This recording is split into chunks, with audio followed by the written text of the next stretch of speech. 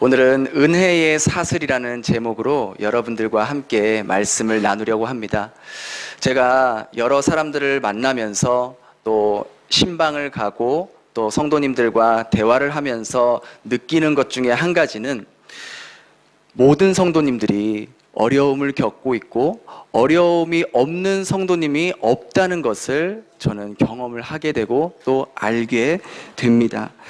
예를 들어서 어떤 가정은 경제적으로는 안정이 되었는데 건강이 안 좋은 분이 계시거나 또 어떤 분은 건강은 괜찮은데 경제적으로 어려운 분들이 있는 것을 보게 됩니다. 그래서 내가 베트남에 계속 더 있어야 할지 아니면 이제 정리하고 귀국을 해야 될지 고민하는 분도 최근에 많이 만나고 있는 것 같습니다.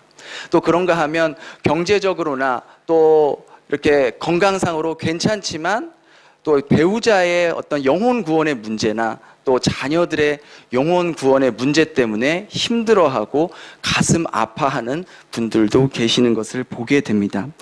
이러한 모습을 쭉 보면서 부유하다고 고난이 덜한 것도 아니고 가난하다고 고난이 더 중한 것도 아님을 보게 됩니다. 어찌 보면 부유하든 가난하든 인생에 있어서 어려움과 고난은 어찌 보면 피할 수 없는 운명 같은 그러한 우리의 인생의 그러한 것인지도 모르겠습니다. 그런데 제가 정말로 안타깝고 마음이 아픈 것은 뭐냐면 정말 신실하게 하나님을 믿고 하나님 말씀대로 살아가려고 하는데 어려움을 만나고 예기치 못한 사건들을 만나고 또 정말 갑작스럽게 찾아오는 그 무서운 질병들 혹은 회사에서 당하는 부당한 대우들, 내가 생각지도 못했던 그러한 어려움들을 만나서 힘듦을 겪고 있고 또 삶의 의욕을 상실한 분들을 보게 되면 너무나 마음이 안타깝다라는 것이죠. 하나님께서 살아계시다면 이 모든 광경을 지켜보고 계실 텐데 왜 이런 일이 일어날까? 왜 특별히 이렇게 신실하게 하나님을 믿으며 하나님 말씀대로 살아가려는 사람들에게 더 어려움이 찾아오고 힘든 일이 찾아오며 오히려 하나님을 믿지 않는 사람들에게는 오히려 일이 더 잘 되는 것 같고 그래 떵떵거리며 살아가는 그런 모습들을 보이게 되는 걸까? 우리 주변에서 일어나는 일들을 가만히 보게 되면 정말 하나님이 살아계신 거 맞나? 그러한 생각이 들 때가 너무나도 많다라는 것이죠. 참 이해하기 어려울 때가 많습니다. 정말 하나님이 선하신 분인지, 정말 하나님께서 우리의 삶을 인도하고 계시는지, 더 나아가 정말 하나님은 계신 걸까? 라는 의문을 가질 때가 너무나 많다는 것이죠. 오늘 본문에도 그러한 사건이 일어나게 됩니다. 일평생을 주님만 의지하며 주님의 복음을 전하기 위해서 자신의 목숨도 아끼지 않았던 사도 바울에게 정말 뜻하지 않은 고난과 어려움을 만나게 됩니다. 이제 그는 3차 전도 여행까지 이제 힘들게 거의 10몇 년간을 복음을 위해서 그 온 아시아 땅과 유럽 지역을 다니고 이제 예루살렘으로 귀국하게 됩니다. 그래서 정결 예식을 치르기 위해서 예루살렘 성전으로 올라가 정결 예식을 치르는데 그때 마침 아시아에서 온 바울을 시기하고 죽이려 했던 유대인들이 바울을 보자마자 멱살을 잡고 이 사람이 이 성전을 더럽히는 자다. 이 사람이 이 성전에 이방인을 데리고 와 성전을 더럽게 하는 그러한 나쁜 사람이다 라고 선동을 일으키게 됩니다. 그래서 그 선동을 듣고 예루살렘에 있던 유대인들이 그 선동에 넘어가서 그걸 확인해 보지도 않고 바울을 다짜고짜 잡고 질질 끌고 가서 성 밖에서 죽도록 패는 일이 오늘 본문에 일어난 사건입니다. 여기서 한번 생각해 보십시오. 바울이 어떤 삶을 살았습니까? 바울이 그렇게 맞아 죽을 정도로 극악무도한 짓을 한 사람입니까? 아니면 로마 제국에 반대하는 반정부 그러한 시위를 펼친 그런 사람입니까? 그것도 아니면 하나님을 부정하고 율법이 잘못되었다고 가르친 사람입니까? 바울이 한 거라곤 자신의 생애를 전부 다 바쳐서 예수님이 하나님의 아들이다, 예수가 구약의 예언자들이 예언했던 메시아다라고밖에 전한 것밖에 없어요. 그 일을 위해서 자신의 전 생애를 바쳤다라는 것이죠. 복음을 전하는 일을 하면서 바울이 언제 대접을 제대로 한번 받아본 적이 있었습니까? 바울의 고백에 의하면 자신은 복음을 전하는 일을 하면서 곳곳마다 동족들에게 살해를 당할 위험을 받고, 전도 여행을 할 때 배가 파손되고, 정말 그 광야에서 강도와 야생 짐승들의 그 위협, 그것 때문에 늘 항상 괴로워했고, 그의 삶은 온 삶이 광야를 침대 삼아 하늘을 이불 삼아 그렇게 살아왔던 그의 삶이 전부였던 것이죠. 그러면서 굶주림과 노숙은요, 그에게는 일상이었어요. 그러면은 그렇게 자신의 평생을, 전 인생을 다 주님께 바치면서 살아왔던 이 바울, 이제 그의 나이가 60세 정도 넘은 나이였습니다. 그러면 이제 주님께서 바울의 이 수고와 헌신을 보상해 줄 때도 되지 않았냐라는 것이죠. 그처럼 주님을 위해 한평생 살아온 바울의 마지막을 이제 좀 편안하게 해 주셔야 되는 게 아니냐라는 것이죠. 그런데 상황은 어떻습니까? 전혀 그렇지 않다는 거예요. 오늘 본문에 보면 그는 아시아에서 온 유대인들의 그 거짓된 말과 이 예루살렘에 있었던 유대인들의 무지로 인해서 지금 돌에 맞아 죽게 될 상황에 처해 있다는 것이죠. 그나마도 다행인 것은 뭐냐면 그 사건을 발견하고 로마 군인과 천부장이 그 즉시 그 현장으로 달려갔기 때문에 죽음은 겨우 면했던 겁니다. 우리 33절 같이 한번 읽어보겠습니다. 시작. 이에 천부장이 가까이 가서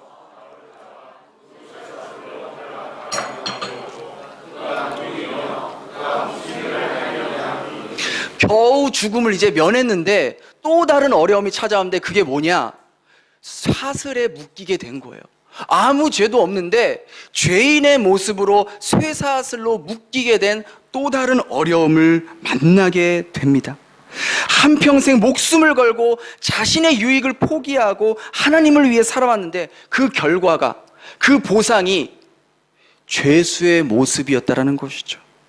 이런 모든 일들을 보게 되면은요, 도대체 하나님이 계시는 걸까? 라는 생각이 들 수 있습니다. 전지전능하신 하나님께서 일평생을 하나님을 위해 살아왔던 이 바울에게 그의 인생의 마지막에 이러한 일을 당하게 하신 분이 정말 선하신 분인가? 정말 그의 삶을 인도하시는 분인가? 하나님의 자녀들을 보호하시는 분인가? 우리는 얼마든지 이런 의문을 가질 수밖에 없다라는 것이죠. 우리의 삶에도 마찬가지입니다. 정말 하나님만 믿고 신실하게 살아가려는 사람들에게 어려움이 더 많이 찾아오게 되고, 재정적인 어려움을 만나게 되고, 건강의 어려움을 만나게 되고, 자녀 관계의 어려움을 만나게 되고, 부부 관계의 어려움을 만나게 된다는 것이죠. 예기치 못한 일들, 전혀 생각지도 상상하지도 못한 일들을 하나님을 신실하게 믿는다고 하는 사람들에게 그러한 일들이 일어난다라는 것입니다. 그러할 때 우리들 마음속에는 정말 하나님이 내 상황을 지켜보고 계시는 걸까? 내 모든 상황을 알고 계신다면 어떻게 이런 일이 일어나도록 그냥 놔두실 수 있을까? 하나님이 나를 도와주시기는 하는 걸까? 하나님 정말 계시는 거예요? 라고 물어볼 수 있다는 것이죠. 그러나 이런 모든 정황의 상황들이, 우리가 만나는 이 문제들을 우리가 한쪽 눈으로만 바라볼 때에는 충분히 그렇게 생각이 들 수 있습니다. 당장 벌어진 일들, 지금 내가 만난 어려운 문제들만을 바라보았을 때는 우리는 하나님의 선하심과 인도하심을 의심할 수밖에 없어요. 그러나 만일 내가 당면하는 이 문제들을 다른 쪽 눈으로 바라볼 수 있게 된다면, 당장 그 벌어진 일에만 초점을 맞추는 것이 아니라 그 너머에 있는, 그 이면에 있는 하나님의 섭리를 바라볼 수 있게 된다는 것이죠. 지금까지 우리가 본문 속에서 보고 있는 이 현실, 이것을 현실의 눈으로만 보면 바울은 하나님께 버림받은 자예요. 보호를 받지 못한 자예요. 그의 인생은 정말 비참한 거예요. 그러나 오늘의 본문을요, 현실의 눈이 아닌 하나님의 관점에서 바라보면 이 사건은 전혀 다른 사건으로 전개가 된다는 것이죠. 아시아의 유대인들이 성전에서 거짓 비방으로 선동을 일으키지 않았습니까?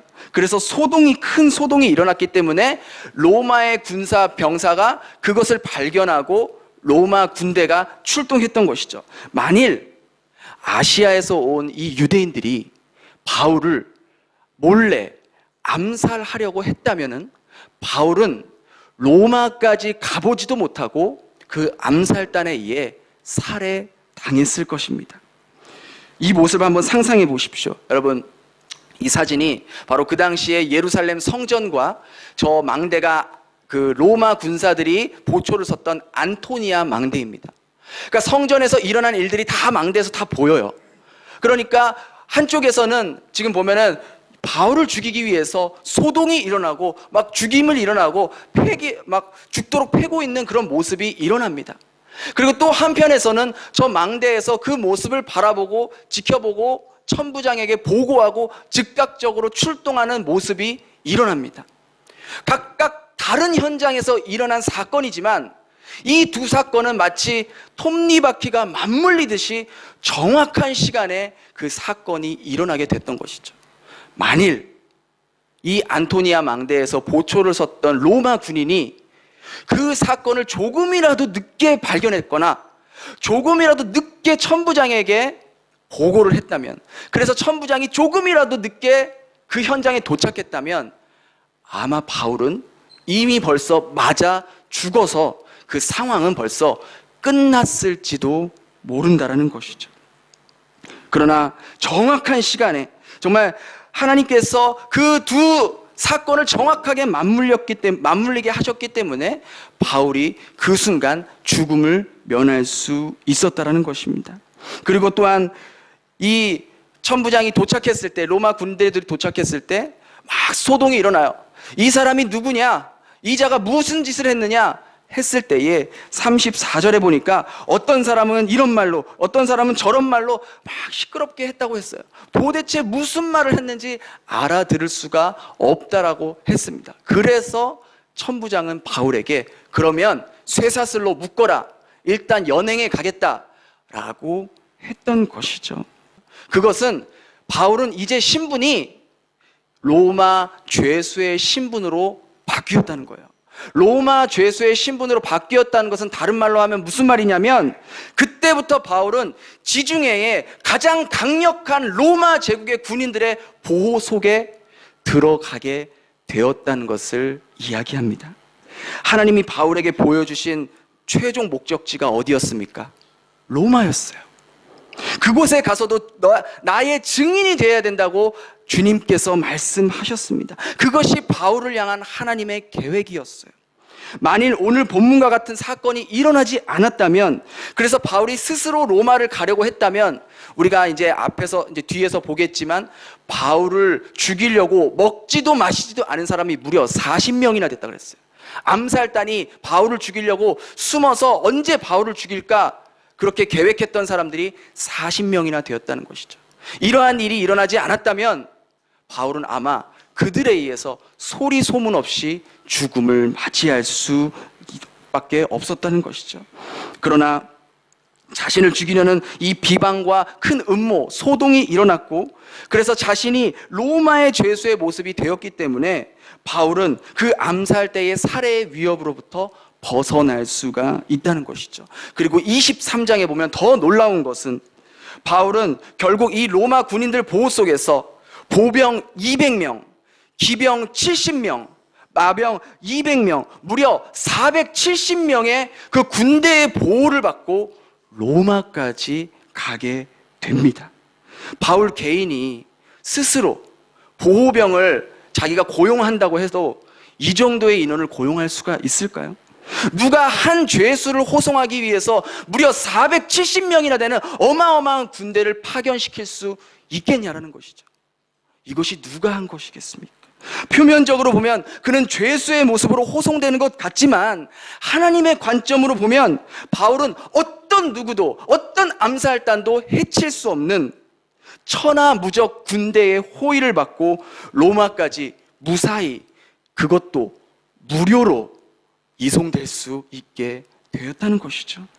이 모든 정황들을 볼 때 만일 천부장이 이 바울을 쇠사슬로 결박하여 죄수의 모습이 되지 않게 했다면 이 모든 일들은 불가능한 일이라는 것이죠.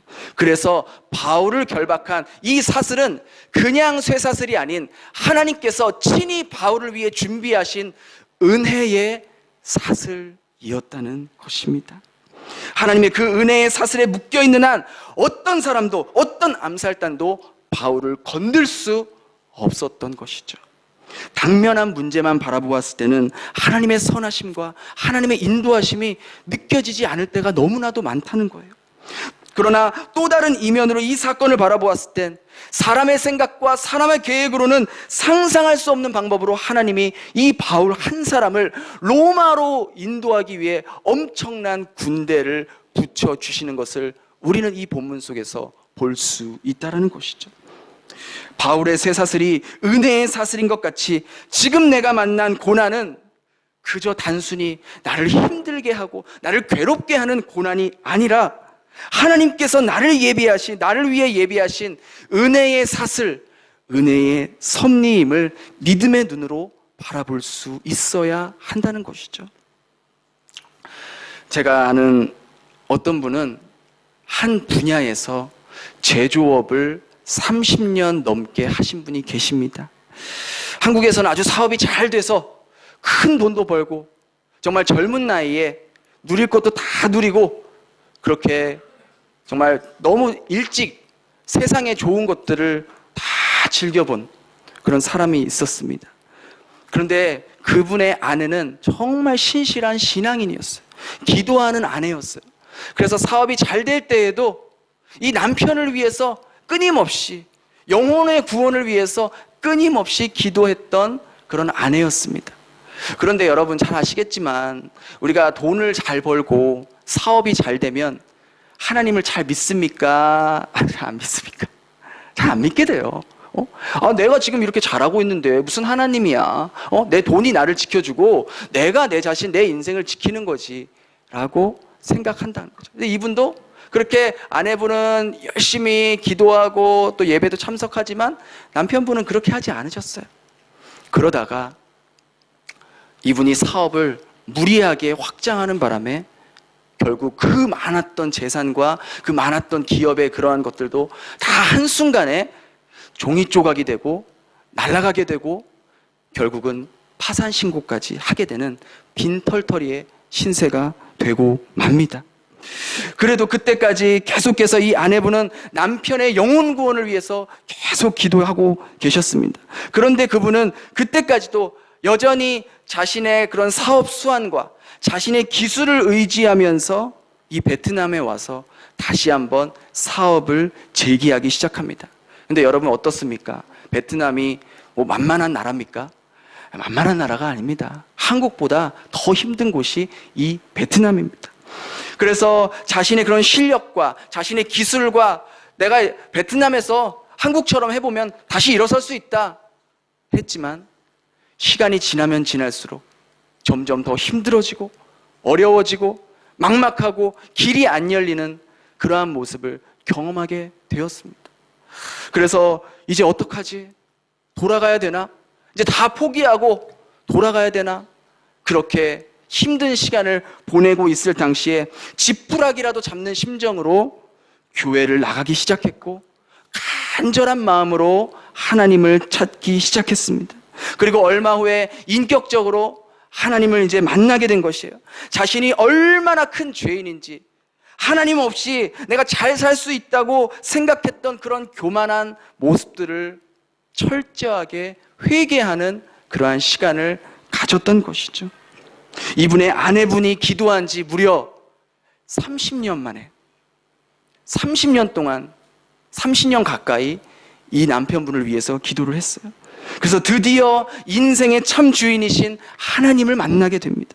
그 후부터 이분은 자신의 삶의 주인은 자기가 아니라 하나님이며, 내가 운영하는 이 기업의 사장이 내가 아니라 나는 그저 관리자이고 하나님이 내 삶의, 내 회사의 참 오너임을 고백하며 정말 성실하게 일했습니다.